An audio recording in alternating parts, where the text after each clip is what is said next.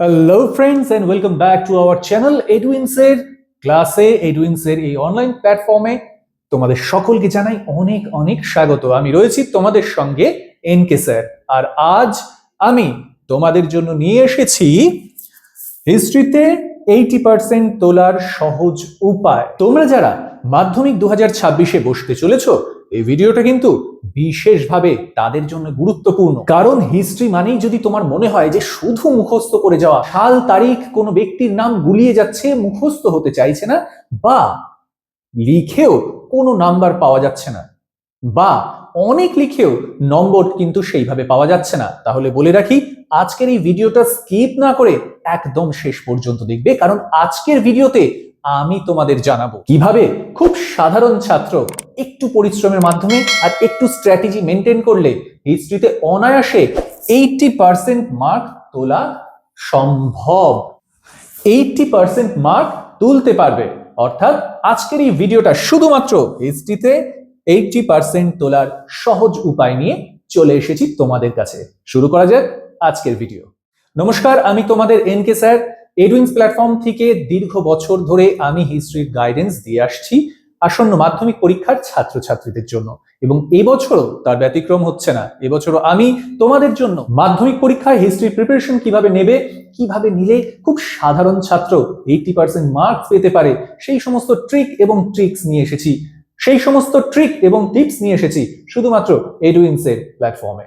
চলে আসো তাহলে শুরু করা যাক।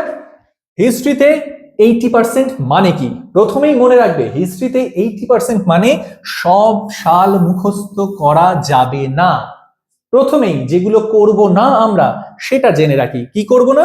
সব সাল কিন্তু মুখস্থ আমরা করব না। সাল তারিখ মনে রাখবো বিভিন্ন স্ট্র্যাটেজির মাধ্যমে, বিভিন্ন টেকনিকের মাধ্যমে, বিভিন্ন পদ্ধতির মাধ্যমে।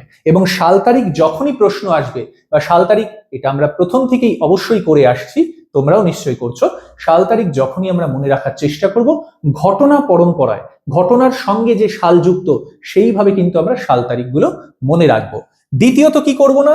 পুরো বই লাইন বা লাইন লিখবো না। হিস্ট্রির যখন উত্তর লিখবো তখন কিন্তু পুরো বইয়ের যা কিছু আছে সেগুলো কিন্তু লাইন বাই লাইন লিখবো না। অবশ্যই সেখান থেকে পয়েন্ট আউট করব এবং টু দি পয়েন্ট আনসার করার চেষ্টা করব। কি কি করতে হবে? করতে হবে কজ ইফেক্ট পরিষ্কার। কজ ইফেক্ট পরিষ্কার মানে হিস্ট্রিতে যে ধরনের প্রশ্ন আসে সেখানে যদি কোনো ধরনের দেখা গেল কোনো আন্দোলন নিয়ে আসলো, বা কোনো কিছু বিদ্রোহ, বা কোনো ঘটনা পরম্পরা, এই জাতীয় যদি কোনো প্রশ্ন আসে, ঠিক তখন কি করতে হবে? কজ ইফেক্ট কিন্তু পরিষ্কার রাখতে হবে। অর্থাৎ কোনো একটি ঘটনা, সেটা কেন ঘটছে এবং ঘটনার প্রভাবটা কিভাবে পড়লো। যেমন যদি আমি জাতীয়তাবাদী আন্দোলনের কথা বলি, কিভাবে শুরু হচ্ছে, কোন জায়গা থেকে শুরু হচ্ছে, এবং সেই জাতীয়তাবাদী আন্দোলনের প্রভাব কতদূর পর্যন্ত বিস্তৃত হয়েছিল, এই গোটা বিষয়টাকে কিন্তু পরিষ্কারভাবে তোমার পরীক্ষার খাতায় উল্লেখ করতে হবে। তারই সঙ্গে কি কিওয়ার্ডস প্লাস সাল ঠিক জায়গায় রাখা। হিস্ট্রিতে অ্যান্সার লেখার আগে প্রথমেই কিন্তু আমাদের কিওয়ার্ড কিছু সাজিয়ে নিতে হবে। অর্থাৎ যে কোনো প্রশ্নেই বিশেষ কিছু ফোকাল পয়েন্ট রয়েছে, প্রত্যেকটি প্রশ্ন কিছু বিশেষ ফোকাস বিন্দু রয়েছে, সেগুলোকে নির্দেশ করতে হবে, এবং সেগুলোকে নির্দেশ করে বিশেষ বিশেষ সালগুলোকে আমায় মনে রাখতে হবে। একটা এক্সাম্পল দিচ্ছি, যেমন ধরো আমি যদি বলি 1757, 1857, 1947, এবার পুরো যদি ভারতের যদি শাসন ব্যবস্থা, ইংরেজ শাসন ব্যবস্থা সম্পর্কে যদি আমাকে জানতে চায়, এই সাল তিনটে ভীষণভাবে গুরুত্বপূর্ণ। 1757 পলাশী বিদ্রোহ, ইস্ট ইন্ডিয়া কোম্পানি। 1857 মহাবিদ্রোহ, ইস্ট ইন্ডিয়া কোম্পানির হাত থেকে চলে যাচ্ছে রানীর হাতে, ক্রাউনের হাতে, ইন্ডিয়া আন্ডার দ্য ক্রাউন। 1946, সেই 1857 থেকে 1946 পর্যন্ত কি চলছে? মানে ইংল্যান্ডের শাসন ব্যবস্থা চলছে, ইংরেজ শাসন ব্যবস্থা চলছে। সুতরাং এই যে যদি আমি ভারতবর্ষে ইংরেজ শাসনের প্রতিষ্ঠা যদি আমি লিখতে চাই, আমাকে কিন্তু এই তিনটে সালকে ফোকাস করতে হবে। ঠিক তেমনই যে প্রশ্নটা আসছে সেই প্রশ্নের মধ্যে তুমি দেখে নাও যে মাইল ফলক কোনগুলো, কোন কোন সাল বিশেষভাবে এই প্রশ্নটা যে ঘটনার উপর আধারিত, বা যে ঘটনাকে নির্ভর করে গড়ে উঠছে, সেই ঘটনাকে নিয়ন্ত্রণ করছে। শুধুমাত্র সেই সালগুলোর উপর কিন্তু ফোকাস করার চেষ্টা করো। শর্ট লং অ্যান্সার ব্যালেন্স যখনই আমরা পড়বো, যখনই আমরা হিস্ট্রির পড়াশুনো করব বা যখনই আমরা রিভাইজ করব তখন কিন্তু শর্ট অ্যান্সার যেমন করব, লং অ্যান্সার গুলো কিন্তু ঠিক সেইভাবে একই পরিমাণে। এমন কিন্তু নয় যে শর্ট অ্যান্সার যেগুলো আছে সেগুলো বেশি পরিমাণ প্র্যাকটিস করলাম বা পড়লাম, বা লং অ্যান্সার গুলোকে একটু অ্যাভয়েড করে গেলাম বা সেইভাবে গুরুত্ব দিলাম না, তা কিন্তু নয়। কারণ আমরা এরপরেই কিন্তু দেখব যে ওই লং অ্যান্সার লেখার ক্ষেত্রে বা লং কোয়েশ্চেন অ্যান্সারের ক্ষেত্রেই কিন্তু একজন ভালো ছেলে বা যারা ফার্স্ট হয়, যারা স্ট্যান্ড করে, তাদের সঙ্গে কিন্তু একটা সাধারণ মাপের যারা ছাত্র তাদের কিন্তু একটা বিরাট বড় পার্থক্য হয়ে যায়। কারণ লং যে অ্যান্সার গুলো রয়েছে সেগুলোতে কিন্তু গুছিয়ে লেখার এবং নিজের মতো করে লেখার, ব্যতিক্রমী ভাবে লেখার কিন্তু জায়গা থাকে। সেই জায়গাটাই আমরা আস্তে আস্তে আলোচনা করব। এরপর কি, অ্যান্সার প্রেজেন্টেশন স্ট্রং। আমি যখন ইতিহাস লিখছি, ইতিহাসের প্রশ্ন লিখছি, তোমরা মাধ্যমিক পরীক্ষা দিচ্ছ, আশা করি তোমরা প্রত্যেকেই জানো, যখনই আমরা ইতিহাসের কথা বলছি ধরে নিতে হবে আমরা কিন্তু কোনো ডকুমেন্টেশন দিচ্ছি। কাজেই ডকুমেন্টেশন যেভাবে দিতে হয়, তার সাল তারিখ, কোনো ব্যক্তি, স্থান, সমস্ত কিছু কিন্তু প্রপার ওয়েতে দিতে হবে এবং সুনির্দিষ্টভাবে দিতে হবে। এমন ভাবে দেব যেন পরীক্ষক যেন কখনোই কনফিউজড না হয়ে যায়। সাল যখন দেব আন্ডারলাইন করে দিচ্ছি, কোনো ব্যক্তির নাম বা কোনো ঘটনার নাম যখনই দিচ্ছি বিশেষভাবে আন্ডারলাইন করে দিচ্ছি, যাতে পরীক্ষক বুঝতে পারেন যে ঘটনাটা প্রকৃতই বা প্রশ্নের উত্তরটা আমি জেনে বুঝেই লিখেছি, শুধুমাত্র মুখস্থ করে লিখিনি। আমরা এতক্ষণ বললাম হিস্ট্রিতে ফুল মার্কস পাওয়ার জন্য, অ্যাটলিস্ট 80% মার্কস পাওয়ার জন্য কি করব কি করব না। সবার আগে কিন্তু আমাদের বুঝে নিতে হবে এই করব কি করব নার পর মার্কস ডিস্ট্রিবিউশনটা, কিভাবে মার্কস ডিস্ট্রিবিউশন করে আমরা পড়ব। যেমন আমরা যদি বলি এমসিকিউ 1 নম্বরের, এই নম্বরটা কিন্তু শিওর শর্ট আমাদের গেইন করতেই হবে, এই নম্বরটা কিন্তু মিস করলে চলবে না। অর্থাৎ 1 নম্বরের একটি প্রশ্ন এমসিকিউ, কোনো প্রশ্ন যেন মিস না হয়, কোনো প্রশ্ন যেন ভুল না হয়। কারণ এখানে প্রশ্ন সঠিক যদি উত্তর আমরা করতে পারি, এখানে যে নম্বরটা পাওয়া যাবে সেটা কিন্তু, সেই নম্বরটা কিন্তু আমাদের অনেক বেশি এগিয়ে দেবে। মানে সেই নম্বরটা প্লাস করেই কিন্তু আমাদের পরবর্তী নম্বর কাউন্ট হবে। সুতরাং এমসিকিউ এর ক্ষেত্রে কোনো মিস্টেকস নয়। শর্ট অ্যান্সার গুলো হচ্ছে স্কোরিং জোনের মধ্যে পড়ছে। দেখো তোমাদের যে শর্ট অ্যান্সার যেগুলো লিখতে হচ্ছে এসএকিউ এর মধ্যে যেগুলো পড়ছে সেগুলো কিন্তু 1 লাইনের মধ্যেই হয়ে যাচ্ছে, সেগুলো ঠিক এমসিকিউ নয়, তোমাকে টিক মার্ক করতে হচ্ছে না, সেগুলো কিন্তু 1 লাইনের মধ্যেই হয়ে যাচ্ছে। অথচ এমসিকিউ এর সঙ্গেই কিন্তু সেগুলো তোমাদের প্র্যাকটিস হয়ে যাবে যদি তোমরা সেইভাবে প্রস্তুতি নিয়ে থাকো।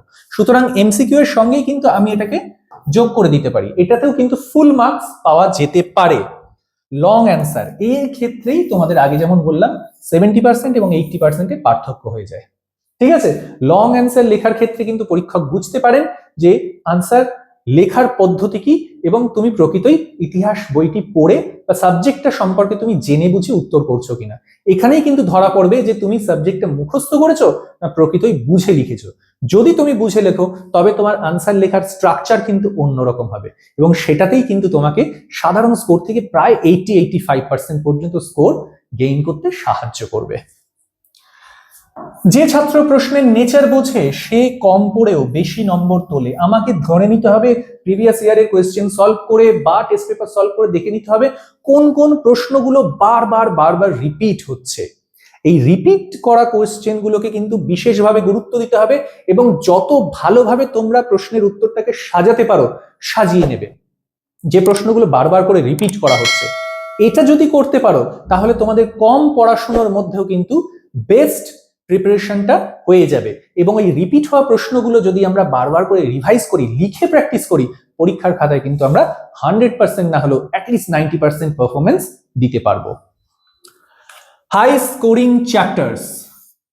স্টুডেন্টস, এবার আমরা আলোচনা করব হাই স্কোরিং চ্যাপ্টার্স সম্পর্কে। হাই স্কোরিং চ্যাপ্টার্স হলো সেই সমস্ত অধ্যায় বা সেই সমস্ত চ্যাপ্টারগুলো যেখান থেকে বারবার ঘুরিয়ে ফিরিয়ে প্রশ্ন আসতেই থাকে। এই ধরনের চ্যাপ্টারগুলোর মধ্যে রয়েছে 19 শতকের বাংলার নবজাগরণ, ভারতের স্বাধীনতা আন্দোলন, জাতীয়তাবাদী আন্দোলন, কৃষক ও শ্রমিক আন্দোলন, উপনিবেশবাদ ও সাম্রাজ্যবাদ, মহাত্মা গান্ধী ও জাতীয়তাবাদী আন্দোলন। এই অধ্যায়গুলো ঠিক থাকলে 60-65% নম্বর আগেই উঠে যায়। অর্থাৎ বিশেষ করে যদি এই অধ্যায়গুলোর উপর আমরা জোর দিয়ে পড়ি বা আমরা জোর দিই বা এই অধ্যায়গুলোর উপর আমরা প্রিভিয়াস ইয়ারের কোয়েশ্চেন এবং টেস্ট পেপার মিলিয়ে যদি দেখি কি কি প্রশ্নগুলো আসছে তাহলে দেখতে পাবো ম্যাক্সিমাম প্রশ্ন প্রায় 60-65% প্রশ্ন কিন্তু এই অধ্যায়গুলোর উপর বেস করে এসেছে। সুতরাং বিশেষ করে যদি এই অধ্যায়গুলো ভালোভাবে আমাদের তৈরি থাকে তাহলে কিন্তু হিস্ট্রিতে আমরা 60+ দিয়ে কিন্তু শুরু করছি, আমাদের স্কোরিংটা কিন্তু 60+ দিয়ে হচ্ছে, ঠিক আছে? অর্থাৎ 60 to 65% দিয়ে কিন্তু আমাদের স্কোরিংটা হচ্ছে।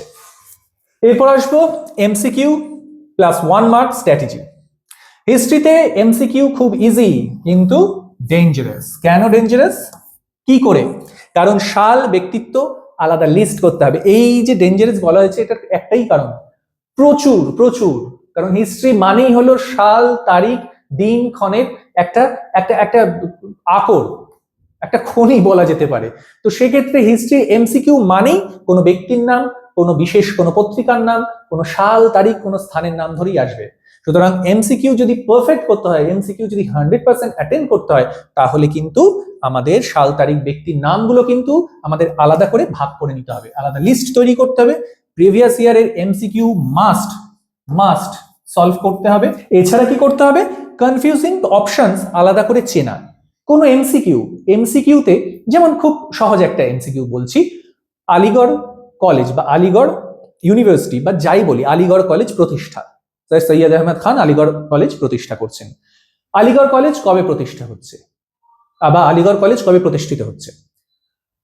1875, 1876, 1857, 1865। আমরা মনে রাখবো কি করে? মহাবিদ্রোহ 1857, ঠিক এটাকে উল্টে দিলেই আলিগড় ইউনিভার্সিটি বা আলিগড় কলেজ। বোঝা গেল কিভাবে মনে রাখতে হবে? 1857 মহাবিদ্রোহ, 1857 কলকাতা বিশ্ববিদ্যালয় প্রতিষ্ঠা। এইভাবে যদি আমরা মনে রাখি তাহলে কিন্তু সাল তারিখের ক্ষেত্রে কনফিউশন কিন্তু হবে না। এইভাবে যদি মনে রাখি তাহলে সাল তারিখের ক্ষেত্রে কনফিউশন হবে না। বোঝা গেল? এমসিকিউ ভুল মানে ফ্রি মার্কস নষ্ট। এমসিকিউ এর যে মার্কস সেটা ধরে নিতে পারো ফ্রি মার্কস। কারণ এই ক্ষেত্রে শুধুমাত্র এমসিকিউ যদি আমরা কারেক্ট করতে পারি, আমাদের কিন্তু ওই নাম্বার প্লাস দিয়ে শুরু হচ্ছে আমাদের পরীক্ষা। সুতরাং এমসিকিউ যদি ভুল হয় তাহলে কিন্তু ধরে নিতে হবে ফ্রি মার্কসটা কিন্তু তোমার নষ্ট হয়ে গেল। ঠিক আছে? Short answer writing. Wow, short answer writing 80% পেতে শর্ট অ্যান্সারে ভুল চলবে না। 80% যদি পেতে হয় তাহলে কখনোই শর্ট অ্যান্সারে ভুল করা চলবে না। কারণ 3-4 ক্লিয়ার পয়েন্ট শর্ট অ্যান্সারের ক্ষেত্রে, 3টে থেকে 4টে পয়েন্ট তোমাকে স্পষ্টভাবে লিখতে হবে, ক্লিয়ার ভাবে লিখতে হবে। এক্স্যাক্ট কিওয়ার্ড শর্ট অ্যান্সারের ক্ষেত্রে কিন্তু কিওয়ার্ড গুলো বিশেষ বিশেষ যে সমস্ত পয়েন্টগুলো যেগুলো রয়েছে সেগুলোকে কিন্তু উল্লেখ করতে হবে, কিওয়ার্ডস উল্লেখ করতে হবে। এক্সট্রা স্টোরি নয়। শর্ট অ্যান্সার মানেই কিন্তু আমাকে টু দি পয়েন্ট লিখতে হবে, কম্প্যাক্ট লিখতে হবে। অল্প লিখবো কিন্তু সবটা কিন্তু গুছিয়ে লিখবো। তাই গুছিয়ে লেখার জন্য পয়েন্ট ভিত্তিক লেখা কিন্তু সবচেয়ে বেস্ট অপশন। এবং এক্সট্রা কোনো গল্প সেখানে চলবে না। আমাকে যদি অহিংস আন্দোলনের কথা বলা হয়, আমাকে যদি সিপাহী বিদ্রোহের কথা বলা হয়, শুধুমাত্র সিপাহী বিদ্রোহের কথাটাই আমরা আলোচনা করব, এক্সট্রা কিছু আমরা আলোচনা করব না। শর্ট অ্যান্সার মানেই প্রিসিশন, প্রিসাইজ করা। শর্ট মানেই কি? কম্প্যাক্টনেস। শর্ট মানে কি? অল্প কথায় সমস্ত বক্তব্যটা বুঝিয়ে দেওয়া। লং অ্যান্সার রাইটিং টেকনিক, যে কথাটা বলছিলাম, যেখানে এসে 70% এবং 80% এর পার্থক্য হয়ে যায়, সেটা কি হচ্ছে?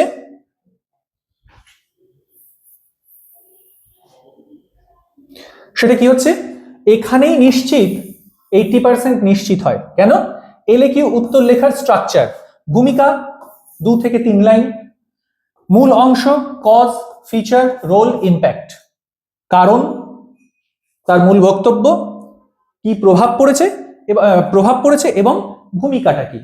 ঠিক আছে? কজ, ফিচার, রোল, ইম্প্যাক্ট, বা এটাকে আমরা এই মডেলও ধরতে পারি, CFRI, এই মডেলটাও কিন্তু আমরা ধরতে পারি। উপসংহার 1 থেকে 2 লাইনের মধ্যে। এর সঙ্গে কি কি মনে রাখতে হবে? সাল, নাম, আন্দোলনের উদ্দেশ্য, পয়েন্ট ওয়াইজ লেখা, কিওয়ার্ড আন্ডারলাইন করতে হবে, যেন এক্সামিনাররা বোঝে যে এই ছাত্রটি ইতিহাস বই মুখস্থ করে আসেনি, ইতিহাস বিষয়টিকে বুঝেই লিখতে বসেছে। ঠিক আছে? এবং সেটা বলার জন্য বা সেটা বোঝানোর জন্য উপায় কিন্তু একটাই, সেটা কি হচ্ছে স্ট্রাকচারাল ওয়েতে লেখা বা CFRI অনুযায়ী লেখা। কমন মিস্টেক্স, ইতিহাসের ক্ষেত্রে কমন মিস্টেক্স গুলো কি কি, যে ভুলগুলো করলে নম্বর কাটা নিশ্চিত। তার মধ্যে প্রথম ভুল, মুখস্থ করে লেখা, এটা করা যাবে না, বুঝে লিখতে হবে, স্ট্রাকচার মেনে লিখতে হবে। সাল ছাড়া উত্তর দেওয়া যাবে না, এক প্যারার মধ্যে পুরো উত্তর লেখা যাবে না, সেক্ষেত্রে বোঝানোর জন্য আমাকে প্যারা চেঞ্জ করতেই হবে। আর শেষ মাসে নতুন কোনো গাইড ফলো করলে হবে না, কারণ ইতিহাস বিষয়টা অনেকটাই কিন্তু মেমোরাইজেশনের উপর নির্ভর করছে, অনেকটাই স্মৃতিশক্তির উপর নির্ভর করছে। একই জিনিস একই লেখা, মনে রাখবে ইতিহাসে কিন্তু নতুনত্ব বলে কিছু নেই, যা ঘটে গেছে সেটাই ইতিহাস। সুতরাং যেটা ঘটে গেছে সেটাকে কিন্তু যতটা আমরা বারবার চর্চা করব ততটাই কিন্তু আমাদের মনে থেকে যাবে, বিশেষ করে সাল তারিখ। তাই ইতিহাসের ক্ষেত্রে শেষ মাসে নতুন কোনো ধরনের গাইডের প্রয়োজন নেই। এবার আমরা চলে আসবো 90-60-30 ডেজ স্ট্র্যাটেজি। আপাতত আমরা শুধুমাত্র এই 30 ডেজ স্ট্র্যাটেজির উপরই জোর দেব। যদি আমরা 90 ডেজ থেকে শুরু করি, দেখে নাও তোমাদের স্ট্র্যাটেজি যেটা রয়েছে, তোমরা যেভাবে প্রিপারেশন নিয়েছো তার সঙ্গে মিলছে কিনা। 90 ডেজ যখন থাকবে, পরীক্ষার 90 দিন বাকি, সেই সময় full syllabus plus answer practice, এটা থাকবে আমাদের স্ট্র্যাটেজি। সেখান থেকে যখন মাত্র 60 দিন বাকি থাকবে পরীক্ষার, সেখানে হবে হাই প্লাস মিডিয়াম চ্যাপ্টার, যেগুলো খুব গুরুত্বপূর্ণ বা খুব বড় বা মাঝারি মাপের যে সমস্ত চ্যাপ্টার বা অধ্যায়গুলো রয়েছে সেগুলো আমরা তখন রিভাইজ করব। এবং মাত্র 30 দিন যখন বাকি, অর্থাৎ এই সময় আমরা এমসিকিউ, শর্ট নোট এবং রিভিশন চলতে থাকবে সমস্তটার। MCQ, short note, revision, MCQ, short note, revision. এবং শেষ মাসে ফোকাস হবে প্রেজেন্টেশন প্লাস রিকল। শেষ মাসে কি ফোকাস করব আমরা, শুধু একটা বেশ লাইন আর্টের মতো, আমরা শুধু একটা মাইন্ড ম্যাপের মতো করে দেবো। যে কোনো প্রশ্ন যেগুলো আমরা মুখস্থ করেছি, যেগুলো আমরা বুঝে পড়েছি বা যেগুলো আমরা তৈরি করেছি, সেগুলো জাস্ট একটা স্ট্রাকচার, একটা টেবিলের মতো করে নিয়ে মুখস্থ করব, মানে টেবিলের মতো করে নিয়ে আমরা প্র্যাকটিস করব এবং সেটাকে স্মৃতিতে ধরে রাখবো। ঠিক আছে, প্র্যাকটিস করব এবং সেটাকে মনে রাখবো। এইটাই আমাদের করতে হবে এই শেষ 30 দিনে। সবশেষে তোমাদের বলতে চাই, হিস্ট্রি কিন্তু কখনোই মুখস্থ করার মতো কোনো বিষয় নয়। হিস্ট্রি কিন্তু কখনোই মুখস্থ করার মতো কোনো বিষয় নয়। হিস্ট্রির আনসার লিখতে গেলে cause is equal to effect plus presentation, এটা কিন্তু তোমাদের মাথায় রাখতে হবে। আর এরই সঙ্গে যদি সঠিক স্ট্র্যাটেজি মেনটেন করতে পারো, তবে আমি কথা দিচ্ছি যে কোনো মানের ছাত্রই কিন্তু অনায়াসে হিস্ট্রিতে 80% মার্কস পেতে পারে। আজকের এই ভিডিওটি তোমাদের ভালো লাগলে অবশ্যই নিজেদের বন্ধুদের মধ্যে শেয়ার করে নিও, আর কমেন্ট করে জানিও মাধ্যমিকের হিস্ট্রি বিষয়ে তোমার সমস্যা কি হচ্ছে। কথা দিলাম, সমস্যা তোমার, সমাধান থাকবে এডুইন্সের। আসন্ন মাধ্যমিক পরীক্ষার দিকে তাকিয়ে তোমাদের জন্য রইল অনেক অনেক শুভেচ্ছা। ভিডিও শেষ করার আগে আরো একবার তোমাদেরকে অনেক অনেক ধন্যবাদ ভিডিওটা পুরোটা দেখার জন্য, এবং এডুইন্সের পক্ষ থেকে রইল আসন্ন মাধ্যমিক পরীক্ষার তোমাদের সাফল্যের জন্য অনেক অনেক শুভেচ্ছা। দেখা হচ্ছে পরবর্তী ভিডিওতে। Edwins, learn, grow, succeed.